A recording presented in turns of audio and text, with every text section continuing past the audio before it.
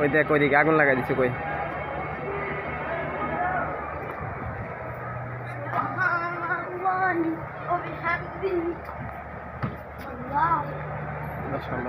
metro rail স্টেশনে মনে হয় মেট্রো স্টেশন আমাদের পুলিশ একটা ইয়ে আছে না দুলা ভাই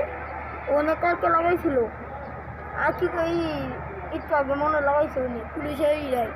বুঝ খাই যে পুরো পান লাগাইছে আবার হেলিকপ্টার ঘুরে দেখছি কি একটা শাসে উনি দিয়া